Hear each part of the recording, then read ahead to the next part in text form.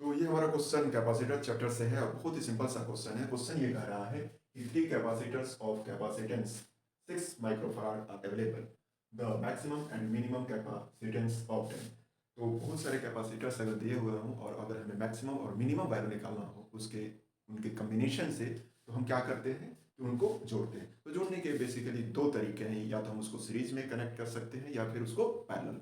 तो जब हमें मैक्सिमम कैपेसिटेंस चाहिए, बहुत सारे कैपेसिटर्स दिए हुए हों और मैक्सिमम कैपेसिटेंस चाहिए, उस केस में हम उसको पैरेलल में जोड़ते हैं। और पैरेलल में जोड़ने का जो फार्मूला होता है वो होता है, हमें यहाँ पे क्योंकि पैरेलल में जोड़ेंगे तो हमें क्या मिलेगा, मैक्सिमम वैल्यू मिलेगा कैपेसिटेंस का, इसलिए हमने यहाँ पे सी मैक्स लिखा और उसका फार्मूला होता है पैरेलल का C1 plus C2 plus C3 Cn तक। क्योंकि यहाँ पे 3 कैपेसिटर्स हैं इसलिए हमने C3 तक लिखा।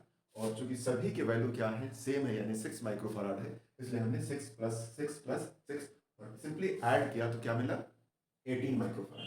अब क्या है कि अगर हमें मिनिमम वैल्यू उनके कॉम्बिनेशन से मिनिमम वैल्यू फाइंड करना हो तो हम उनको किस में कनेक्ट करते हैं, सीरीज में। और सीरीज में कनेक्ट करने का जो फॉर्मूला है वो हमारा है 1C।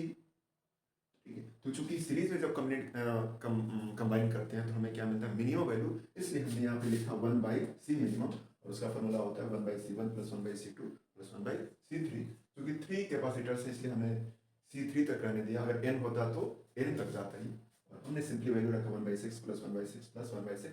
सिंपली इसको हमने सम किया, क्या हो जाएगा, एलसीएम लेंगे 6 होगा, 1 प्लस 1 प्लस 1, ये हो जाएगा 1/C मिनिमम इक्वल टू 3/6। इसलिए C मिनिमम कितना होगा, ये रिवर्स हो जाएगा और ये हो जाएगा 6/3।